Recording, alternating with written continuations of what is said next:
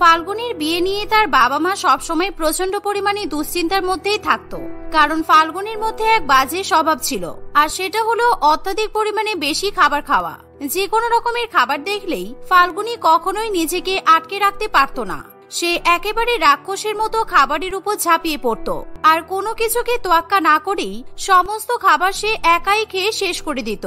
তাই তার বাবা মা সবসময় নিজেদের মেয়েকে নিয়ে বিরক্তিকর পরিস্থিতির মধ্যে দিয়েই জীবন কাটাতো।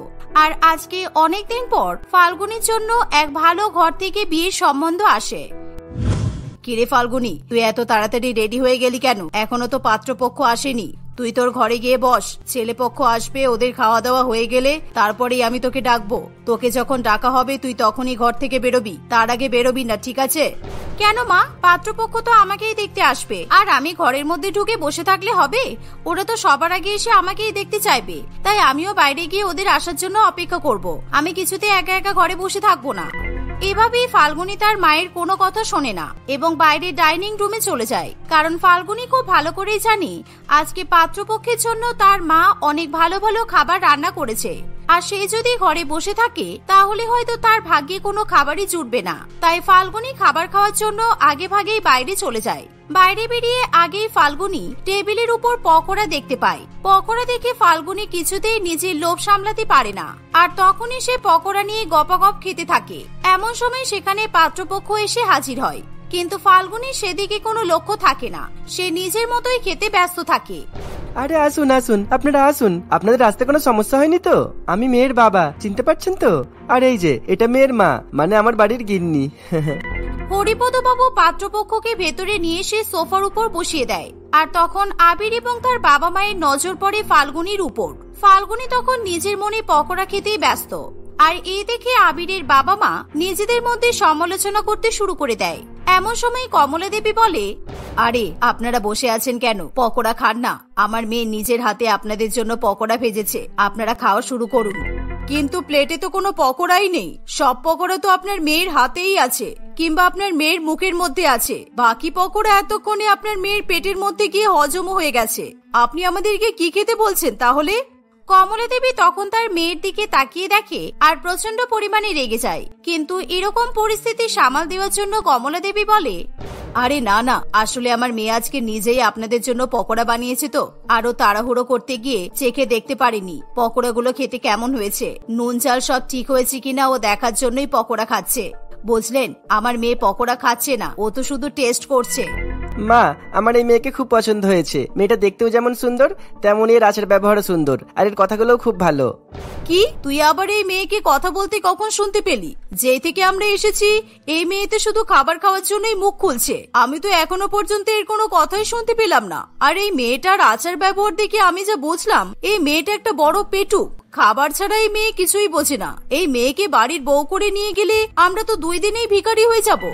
হ্যাঁ মা, যাই হোক না কেন, আমার এই মেয়েকে খুব পছন্দ হয়েছে, আর আমি এই মেয়েকেই বিয়ে করব। হ্যাঁ গিন্নি, আমাদের ছেলে যখন পছন্দ করেইছে তাহলে আমরা এর উপরে কোনো কথা বলতে পারবো না। ছেলে যে মেয়েকে পছন্দ করেছে সেই মেয়ে মোটা হোক কিংবা রোগা হোক, বেশি খাক কিংবা কম খাক, কিছুই করার নেই। আর তাছাড়া এই খাবারে কি আছে বলো তো? তুমি তো হাতে গুনে 2টো রুটি খাও, এগুলো সেরকম গুরুত্বপূর্ণ ব্যাপার নয়। এতক্ষণ পর রমেশ বাবুর কথা শুনি ফাল্গুনি পকোড়া খাওয়া বন্ধ করে কথা বলতে শুরু করে। মা, আমি এমন পরিবারে বিয়ে করব না। এরা তো বলছে খাবারে কি আছে। আরে খাবার খাওয়ার জন্যই তো সবকিছু।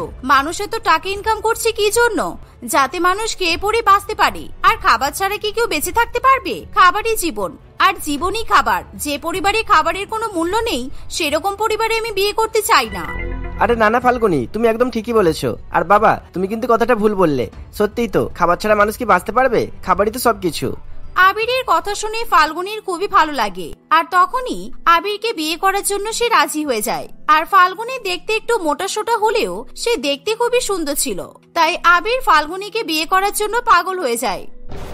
আর দেখতে দেখতে কিছুদিনের মধ্যেই ফাল্গুনির সঙ্গে আবিরের বিয়ে হয়। বিয়ের পর ফাল্গুনি যখন শ্বশুরবাড়িতে যায় তখন তার শাশুড়ি মা বিভিন্ন রকমের নিয়ম পালন করতে ব্যস্ত থাকে, কিন্তু ফাল্গুনির মন থাকে অন্যদিকে। শ্বশুরবাড়িতে প্রবেশ করার সঙ্গে সঙ্গেই ফাল্গুনি টেবিলের উপর একটা কৌটোতে বেসনের লাড্ডু দেখতে পায়, আর সেই লাড্ডুর দিকেই ফাল্গুনির মন পড়ে থাকে। আর রাত্রিবেলা যখন সবাই নিজের নিজের বাড়িতে চলে যায় তখন ফাল্গুনি লুকিয়ে লুকিয়ে সেই বেসনের লাড্ডুর কৌটো নিজের ঘরে নিয়ে ঢুকে পড়ে, আর সব লাড্ডু একাই খেয়ে ফেলে। পরের দিন ছিল ফাল্গুনীর মুখ দেখার অনুষ্ঠান। ফাল্গুনী তৈরি হয়ে গেলে মধুমিতা দেবী তার বৌমাকে বাইরে নিয়ে যায় আর তাকে সোফার উপর বসিয়ে দেয়। সেই সাথে ফাল্গুনীর সামনে টেবিলের উপর বিভিন্ন ধরনের ভালো ভালো খাবারও রেখে দেওয়া হয়। বৌমা, আত্মীয় স্বজন সকলেই আসবে, তুমি ভালো করে মাথায় ঘোমটা দিয়ে মুখটা ঢেকে রাখো। বারবার বলছি, না হলে কিন্তু লোকজন তোমাকে খারাপ বলবে। সবাই বলবে যে আমার বাড়ির বৌমা কোনো সংস্কার জানে না। আর হ্যাঁ, খাবারের দিকে যেন একদম নজর দেবে না বলে দিলাম। এ বলে মধুমিতা দেবী অন্যদিকে চলে যায়। আর তখনই ফাল্গুনী মাথার ঘোমটা তুলে টেবিলের সামনে কি কি খাবার আছে দেখতে শুরু করে। ওরে বাবা, এখানে তো অনেক রকমের মিষ্টি আছে। জিলিপি, সন্দেশ, রসগোল্লা, রসমালাই, আবার কচুরি আছে। ও বাবা, পান্তুয়া, পান্তুয়া তোমার ফেভারিট। না না, আমি কিছুতেই খাবার চোখের সামনে রেখে ভালো মেয়ের মতো মাথায় ঘোমটা দিয়ে বসে থাকতে পারবো না। আমাকে এই খাবারগুলো এখনই খেতে হবে। খাবারগুলো ভালো করে দেখে নেওয়ার পর ফাল্গুনী আবার মাথায় ঘোমটা দিয়ে বসে পড়ে। আর সে মাঝে মধ্যে ঘোমটা খুলে দেখতে থাকে তার দিকে কারোর লক্ষ্য আছে কিনা। সে যখন দেখে যে তার শাশুড়ি মা আত্মীয় স্বজনদের সঙ্গে গল্প করতেই ব্যস্ত আছে, তখন ফাল্গুনী ঘোমটার মধ্যে থেকে হাত বাড়িয়ে একটা একটা করে খাবার নিয়ে খেতে থাকে। আর এরকম করতে করতেই সে মুহূর্তের মধ্যে সমস্ত খাবার খেয়ে ফেলে। আর কিছুক্ষণ পরেই মধুমিতা দেবী তার আত্মীয় স্বজন এবং পাড়া প্রতিবেশীদের সঙ্গে করে সেখানে নিয়ে আসে। আপনারা এবার এখানে আসুন, খেয়ে নিন কিছু। অনেকক্ষণ তো গল্প হলো, আপনারা মুখ মিষ্টি করুন আর আমার বৌমারও মুখ মিষ্টি করান। এই যে মিষ্টি। এই বলে মধুমিতা দেবী যেই খাবারের দিকে তাকায়, তখন সে দেখে যে টেবিলের উপর শুধুমাত্র খালি প্লেট পড়ে আছে। আর এই দেখে মধুমিতা দেবী খুব ভালো মতোই বুঝতে পারে যে খাবারগুলো তার বৌমা ছাড়া কেউ খায়নি। কই গো দিদি, তুমি আমাদেরকে খাবার খেতে বলছো? আমরা কি খাবো? এই প্লেটে তো কোনো খাবারই নেই। আমরা কি এবার এই প্লেটগুলো কামড়ে কামড়ে খেয়ে নেব? বৌমা, এই প্লেটে খাবারগুলো ছিল, খাবারগুলো কোথায় গেল? বিভিন্ন রকমের মিষ্টি, সন্দেশ, অনেক কিছুই তো ছিল, কোথায় গেল সেগুলো? আমি কি করে জানবো? আমার মাথায় তো ঘোমটা দেওয়া আছে, আমি তো ঠিকঠাক ভাবে আপনাদের কাউকে দেখতেই পাচ্ছি না। তাহলে কোথায় খাবার আছে, কি আছে, আমি সেটা কিভাবে দেখবো? আপনারা কি মনে করেছেন সব খাবার কি আমিই খেয়ে ফেলেছি? এই শুনে মধুমিতা দেবী তার বৌমার মাথা থেকে ঘোমটা খুলে দেয়। আর তখনই সবাই দেখে যে ফাল্গুনীর মুখে খাবার লেগে আছে। আর এই দেখে সকলেই হাসতে শুরু করে। এর ফলে মধুমিতা দেবী সকলের সামনে প্রচন্ড পরিমাণে অপমানিত বোধ করে। কিন্তু ফাল্গুনীর তাতেও কিছু যায় আসে না। মা, বলছি আর কচুরি থাকলে আমাকে দিন না। কচুরিগুলো খেতে কিন্তু দারুণ ছিল। ওই অল্প একটু কচুরি খেয়ে আমার পেট ভরেনি। দিদি, আমরা চললাম, আমাদের এখানে থেকে আর কোনো লাভ নেই। যা খাবার ছিল সবই তো তোমার বৌমা খেয়ে ফেলেছে। সে কখন থেকে এখানে এসেছি, এবার আমাদেরকে খালি মুখেই বাড়িতে ফিরতে হবে। আর এত খাবার খাওয়ার পরও তোমার বৌমা নাকি বলছে ওর পেট ভরেনি। আমাদের তো এবার ভয় করছে, তোমার বৌমা এবার খাবার না পেয়ে যদি আমাদেরকে চিবিয়ে চিবিয়ে খেয়ে নেয়।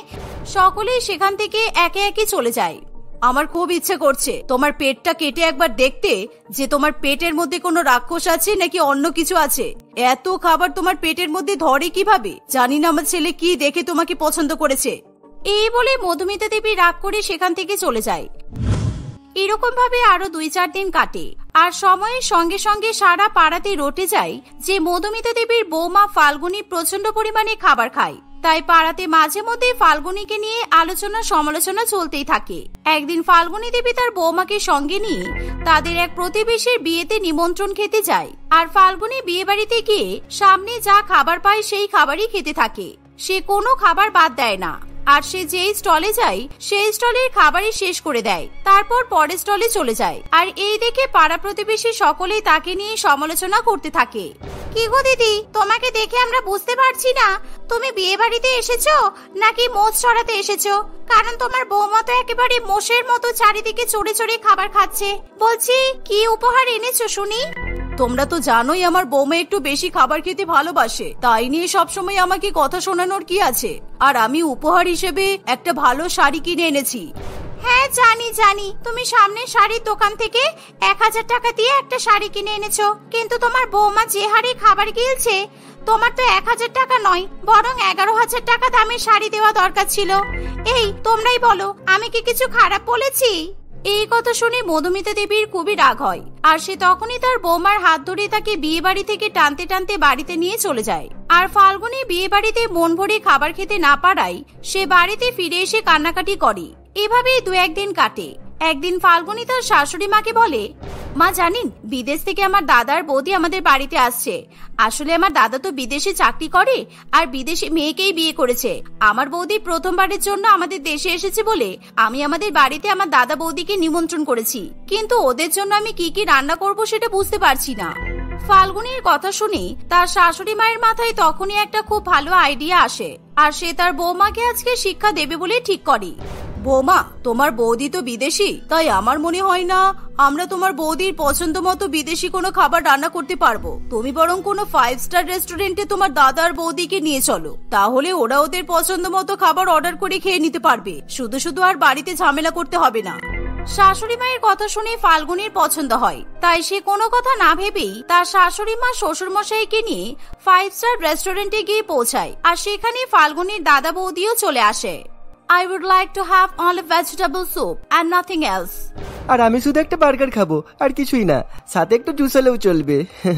ফাল্গুনী তার দাদা বৌদির কথা শুনে মনে মনে ভাবে, যাক, আমার দাদা বৌদি খুব কম খাবারই অর্ডার করেছে, আমাকে তাহলে টাকা পয়সা নিয়ে ভাবতে হবে না। মায়ের কথা শুনে এদেরকে রেস্টুরেন্টে নিয়ে এসেই লাভ হয়েছে। তখনই ফাল্গুনীর শাশুড়ি মা এবং শ্বশুর মশাই তাদের পছন্দ মতো খাবার একে একে অর্ডার করতে শুরু করে। Chicken biryani, mutton biryani, Hyderabadi biryani, mutton তাওয়া বিরিয়ানি আর হান্ডি বিরিয়ানি, আপনাদের এখানে যত রকমের বিরিয়ানি আছে সবগুলো নিয়ে আসবেন। তার সাথে চিকেন চাপ, মটন কোরমা, আর আমি তো স্টার্টারের কথা ভুলেই গেছি, স্টার্টারে reshmi chicken, roasted chicken, fish pakora, আর আপনাদের রেস্টুরেন্টে যা যা ফেমাস সবকিছুই নিয়ে আসবেন। শেষ পাতে কয়েকটা ডেজার্ট নিয়ে আসবেন, রসগোল্লা, সন্দেশ, রসমালাই, আইসক্রিম। আর কি গো, আমি তোমার খাবার অর্ডার করে দিয়েছি, এবার তোমার কি লাগবে তুমি বলো। হ্যাঁ, এই তো বলছি, আসলে আমাদের তো বাড়ির খাবার খেতে ভালো লাগে না, সেই জন্য আমরা বাড়িতে কম করেই খাবার খাই, বুঝলে বৌমা? কিন্তু বাইরের রেস্টুরেন্টে এলে আমরা তোমার মতো আবার পেটুক হয়ে যাই। এই দেখে ফাল্গুনী প্রচন্ড পরিমাণে চিন্তায় পড়ে, আর সে তখনই তার ব্যাগ খুলে কত টাকা আছে দেখতে শুরু করে। আর সেই সাথে ফাল্গুনী খুব ভালো মতোই বুঝতে পারে তার শাশুড়ি মা এবং শ্বশুর মশাই তাকে সাহায্য করার জন্য এরকমটা করছে। তাই ফাল্গুনী তখনই তার শাশুড়ি মায়ের কানে ফিসফিস করে বলে, মা, দয়া করে আপনারা আর কোনো খাবার অর্ডার করবেন না, আমার কাছে অত টাকা নেই, প্লিজ, না হলে আমি আমার দাদা বৌদির সামনে অপমানিত হয়ে যাব। তাহলে আশা করছি তুমি আজকে বুঝতে পেরেছো, তুমিও যখন পেটুকের মতো সকলের সামনে খাবার খাও তখন আমরা কতটা অপমানিত হই। যদি আজকের দিনটার কথা তোমার মনে থাকে তাহলে নিজেকে শুধরে নিও। এই ঘটনার পর থেকে ফাল্গুনী পুরোপুরিভাবে নিজেকে শুধরে নেয়। সে আর কখনোই লোকজনের সামনে অতিরিক্ত পরিমাণে পেটুকের মতো খাবার খাওয়ার চেষ্টা করে না। আর এভাবেই সময়ের সঙ্গে সঙ্গে ফাল্গুনী তার অতিরিক্ত খাবার খাওয়ার অভ্যাসও ত্যাগ করে। 25 বছর বয়সী ডাক্তার রমেশকে দেখে কমলা দেবী খুবই খুশি হয়ে তার দিকে এগিয়ে যায়। রমেশ তখন তার চেম্বারের রোগী দেখা সম্পূর্ণ করে নিজের বাড়ির দিকেই রওনা দেয়।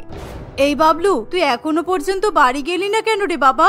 আমি তোর জন্য সেই কখন থেকে অপেক্ষা করে বসে আছি। তুই বাড়ি গেলে আমরা দুজনে একসঙ্গে খাবো বলে। চল না বাবা, মায়ের সঙ্গে বাড়ি চল। ধর আমার হাতটা, ধর তো বাবা, না হলে তুই আবার হারিয়ে যাবি কিন্তু। চল আমার সঙ্গে চল। আরে অদ্ভুত মহিলা তো আপনি, ছাড়ুন আমার হাত ছাড়ুন। বলছি তো আমি আপনার ছেলে নয়, আমার নাম রমেশ, আমি বাবলু নই। এই বলে রমেশ নিজের বাড়ির দিকে রওনা দেয়। দাঁড়া বাবলু, বাবলু দাঁড়া, বাবলু এরকম করিস না বাবা, নিজের মায়ের সঙ্গে এরকম করিস না।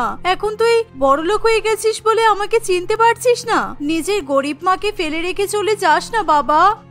ডাক্তার রমেশ কমলা দেবীর কোনো কথাই পাত্তা না দিয়ে নিজের মতো যেতে থাকে, আর কমলা দেবীও রমেশের পিছু করতে করতে রমেশের বাড়ি পর্যন্ত গিয়ে পৌঁছায়। আর এই দেখে রমেশ এবং তার পরিবার প্রচন্ড রেগে যায়। মা দেখো না, সেই তখন থেকে ওই মহিলাটা আমার পিছন ছাড়ছে না, বলছে যে আমি নাকি ওনার ছেলে, আমাকে সেই কখন থেকে বাবলু বাবলু করে ডাকছে। উনি যে কি চাইছেন আমি তো কিছুই বুঝতে পারছি না। তুই কাকিমা বলছিস কেন বাবা? আমি তো তোর মা। আর এই মহিলাকে তুই মা বলে ডাকছিস কেন? তোর মা তো আমি। কমলা দেবীর কথা শুনে চৈতালি দেবী প্রচন্ড পরিমাণে রেগে যায়। এই যে গরিব ভিখারি কোথাকার, তুমি আমার ছেলেকে নিজের ছেলে বলছো কেন? তুমি আমার বড়লোক ছেলেকে ফাঁসাতে চাইছো তাই তো? এটা আমার ছেলে রমেশ, যাও এখান থেকে, বেরিয়ে যাও, তা না হলে কিন্তু আমি তোমাকে ঘাড় ধাক্কা দিয়ে এই বাড়ি থেকে বের করে দেব। এই বাড়িটা আমার ছেলের, আমি এখান থেকে কোথাও যাব না। আর এটা আমার ছেলে বাবলু, তুমি আমার ছেলেকে আমার কাছ থেকে কেড়ে নিতে পারবে না। আমি এখান থেকে কোথাও যাব না, কোথাও যাব না। এই বলে কমলা দেবী প্রচন্ড পরিমাণে কান্নাকাটি শুরু করে। চৈতালি দেবী রেগে গিয়ে কমলা দেবীকে নিজের বাড়ি থেকে তাড়িয়ে দেওয়ার চেষ্টা করে। এমন সময় সেখানে কমলা দেবীর প্রতিবেশী ফুলমণি দেবী এসে উপস্থিত হয়। দিদি, এ কি করছেন আপনি? এরকম একজন মানসিকভাবে অসুস্থ মহিলাকে আপনি ঘাট ধাক্কা দিয়ে বাড়ি থেকে তাড়িয়ে দিচ্ছেন। আসলে কমলার ছেলে যখন 3 বছর বয়স ছিল তখনই কমলা নিজের ছেলেকে হারিয়ে ফেলে। ছেলে হারানোর শোকে কমলা পাগল হয়ে গেছে। সব সময় নিজের মনে বিড়বিড় করে। কমলা মনে করে ওর ছেলে আজও ওর সঙ্গেই আছে। কমলা সব সময় নিজের মনে বিড়বিড় করে, কিন্তু আজকে ডাক্তারবাবুকে দেখে কেন যে নিজের ছেলে মনে করছে সেটা আমিও বুঝতে পারছি না। দেখো, এসব গল্প শোনার জন্য আমাদের কাছে সময় নেই। এই পাগলিকে এখান থেকে নিয়ে যাও। যাও যাও, এটা ভদ্রলোকের বাড়ি। বস্তির লোকজন এখানে উঠে এসে আমার বাড়ির পরিবেশটা একেবারে নষ্ট করে দিচ্ছে। তোমাদের যে ধান্দা খারাপ সেটা আমি খুব ভালো করেই বুঝতে পারছি। দাঁড়াও মা, আমার মনে হয় উনি সত্যি মানসিকভাবে অসুস্থ, আর ওনার সঙ্গে যে ঠিক কি হয়েছিল সেটা আমি ডিটেলসে জানতে চাই। আমি একবার চেষ্টা করতে চাই যদি আমি ওনাকে সুস্থ করতে পারি। উনি যখন আমাকে নিজের ছেলে মনে করছেন তখন মনে হয় ওনাকে সুস্থ করতে আমার খুব বেশি সময় লাগবে না। কাকিমণি, আপনি বলুন তো ওনার সঙ্গে কি ঘটেছিল? ফুলমণি দেবী 22 বছর আগের ঘটনা বলতে শুরু করে। কমলা তার স্বামী রাকেশ এবং তার 3 বছরের ছেলে বাবলুর সঙ্গে বাস করত। একদিন হঠাৎ করে রাকেশ হৃদরোগে আক্রান্ত হয়ে মারা যায়। স্বামীকে হারানোর পর কমলা তার 3 বছরের ছেলেকে নিয়ে একেবারে অসহায় হয়ে পড়ে। কিন্তু কমলা এখন তার ছেলেকে আঁকড়ে ধরে বাঁচতে চায়। কিরে কমলা, চল, তোকে যে বললাম সকাল 7টার মধ্যে বেরিয়ে যেতে হবে। আজকে তুই নতুন কাজে ঢুকছিস। আজকে প্রথম দিন, তোকে কিন্তু তাড়াতাড়ি যেতে হবে। এত ভালো কাজটা না হলে কিন্তু হাতছাড়া হয়ে যাবে। এই তো দেখ, বাবলু সেই কখন থেকে এই খেলনা গাড়িটার পেছনে পড়ে আছে। ওর বাবা মারা যাওয়ার আগে এই গাড়িটা ওকে কিনে দিয়েছিল। সেদিন থেকে ও কিছুতেই এই খেলনা গাড়িটা নিজের থেকে দূরে করতে চায় না। আমি তখন থেকে বাবলুকে খাওয়ানোর চেষ্টা করছি, দেখ না, কিছুতেই খেতে চাইছিল না। এই গাড়িটা নিয়ে খেলাধুলা করতে এতটাই মত্ত, একে খাওয়াতে গিয়ে আমার দেরি হয়ে গেল। এই বাবলু, চল, আমাদের দেরি হয়ে যাচ্ছে, যেতে হবে। মানে তুই বাবলুকে নিয়ে কোথায় যাচ্ছিস? বাবলুকে নিয়ে তুই কাজে যেতে পারবি না রে কমলা। আজকে তোর প্রথম কাজ। তুই যদি কাজের বাড়িতে প্রথম দিনই তোর ছেলেকে সঙ্গে করে নিয়ে যাস তাহলে কিন্তু এই কাজটা তুই হারিয়ে ফেলবি। সে কি, আমার ছেলে এখন এত ছোট, মাত্র 3 বছর বয়স। আমি আমার এত ছোট ছেলেকে কোথায় রেখে যাব? কার ভরসায় রেখে যাব? দেখ, এমন ভাবলে তো হবে না। তোর যা সংসারের অবস্থা, তোকে বাইরে বেরিয়ে কাজকর্ম করতেই হবে। সবসময় ছেলেকে নিয়ে তো পড়ে থাকলে হবে না। টাকা ইনকাম না করলে তুই তো ছেলেকে নিজের মতো করে মানুষ করবি কিভাবে? তুই এক কাজ কর, আমিও তো এখনই কাজে বেরিয়ে যাব। তুই তোর ছেলেকে আমার বাড়িতে রেখে যা। আমার ছেলে মেয়েরা থাকবে, ওদের সঙ্গে তোর ছেলে খেলাধুলা করবে। আমার মেয়েকে বলে দেবো তোর ছেলের খেয়াল রাখতে।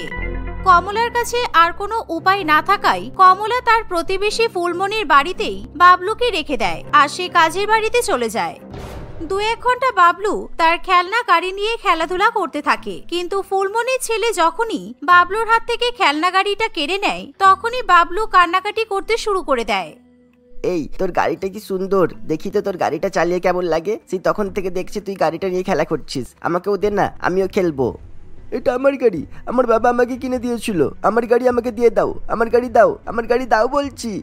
এই দেখে বাবলু প্রচন্ড পরিমাণে রেগে যায়। বাবলু তার খেলনা গাড়ির জন্য প্রচন্ড কান্নাকাটি করতে থাকে, কিন্তু চিন্টু কিছুতেই বাবলুকে গাড়ি দিতে চায় না। আর বাবলু সুযোগ বুঝে চিন্টুর হাত থেকে গাড়িটা কেড়ে নিয়ে পালিয়ে যায়। সে প্রচন্ড জোরে দৌড়ে দৌড়ে রাস্তার দিকে চলে যায়। মেন রোডের উপর দিয়ে দৌড়াতে দৌড়াতে হঠাৎই একটা গাড়ির সঙ্গে বাবলুর ধাক্কা লাগে। সেরকম ভাবে বাবলু আহত না হলেও ভয়ের চোটে সে সেখানেই অজ্ঞান হয়ে পড়ে যায়। অন্যদিকে কমলা কাজ থেকে বাড়িতে ফিরে এসে তার ছেলেকে হন্যে হয়ে খুঁজতে থাকে, কিন্তু সে কোথাও তার ছেলেকে খুঁজে পায় না। কেঁদে কেঁদে কমলার অবস্থা একেবারে খারাপ হয়ে যায়।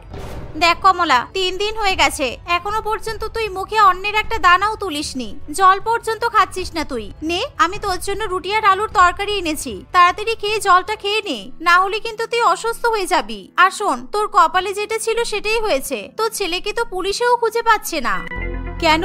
আমার ছেলে তো আমার সাথেই আছে। বাবলু তো একটু আগেই ঘরের মধ্যে খেলনা গাড়ি নিয়ে খেলছিল, এখনই আবার বাইরে খেলতে চলে গেল। তুই খাবারটা রেখে দে, বাবলু বাড়িতে এলে আমি আর বাবলু একসঙ্গে খাবো। ও রুটি আর আলুর তরকারি খেতে খুব ভালোবাসে। দাঁড়া, আমি বরং বাইরে দেখে আসি বাবলু কি করছে। বাবলু, এই বাবলু। আসলে কমলা নিজের ছেলেকে হারিয়ে মানসিক ভারসাম্য হারিয়ে ফেলে। সে সবসময় নিজের ছেলেকে নিয়ে আবোল তাবোল বকতে থাকে আর মাঝে মধ্যে বাড়ি থেকে বেরিয়ে নিজের ছেলেকে এদিক ওদিক খুঁজতে থাকে। সে ঠিক মতো খাওয়া দাওয়া করে না, ঠিক মতো ঘুমায় না। দিনের পর দিন এভাবেই কমলা 25টা বছর কাটিয়ে দেয়। আর আজকে 25 বছর পর ডাক্তার রমেশ যখন নিজের চেম্বার বন্ধ করে বাড়ির দিকে যায়, তখনই কমলা দেবী রমেশকে দেখে নিজের ছেলে বলে দাবি করে বসে। বুঝলাম, ইনি হয়তো আমার মধ্যে নিজের ছেলেকে খুঁজে পেয়েছেন, তাই হয়তো উনি আমাকে নিজের ছেলে বলে দাবি করছেন। তবে কাকিমণি, আপনি চিন্তা করবেন না, উনি যতদিন না মানসিকভাবে পুরোপুরি সুস্থ হচ্ছেন ততদিন উনি আমার সাথে আমার বাড়িতেই থাকবেন। উপরওয়ালা তোমার মঙ্গল করবে বাবা। তুমি যদি কমলাকে সুস্থ করে দিতে পারো, আমি সত্যিই তোমার কাছে কৃতজ্ঞ থাকবো। এই বলে ফুলমণি দেবী সেখান থেকে চলে যায়। কিন্তু রমেশের মা চৈতালি দেবী কিছুতেই রমেশের এরকম সিদ্ধান্ত মেনে নিতে পারে না। বাবা, তুই কিন্তু মারাত্মক ভুল করছিস। তুই গরিব ভিখারিদের এখনো পর্যন্ত চিনতে পারিসনি। এরা অনেক বড় ষড়যন্ত্র করেছে। বড় লোকেদের ফাঁসিয়ে তাদের কাছ থেকে টাকা লুটে নেওয়াই এদের ব্যবসা। তুই এই ভিখারি মহিলার কথা বিশ্বাস করিস না বাবা। একে এখনই বাড়ি থেকে তাড়িয়ে দে। তুই শুধু আমার ছেলে। মা, তুমি এদের মতো পাগলামি করছো কেন? আমি কখন বললাম আমি তোমার ছেলে নয়? ডাক্তার হিসেবে আমার একটা কর্তব্য আছে। আমি শুধু নাকি সুস্থ করে তুলতে চাই, আর কিছুই না। চলো মা, আমি তোমাকে তোমার ঘরটা দেখিয়ে দিচ্ছি। আজ থেকে তুমি তোমার বাবুর সঙ্গে এই বাড়িতেই থাকবে।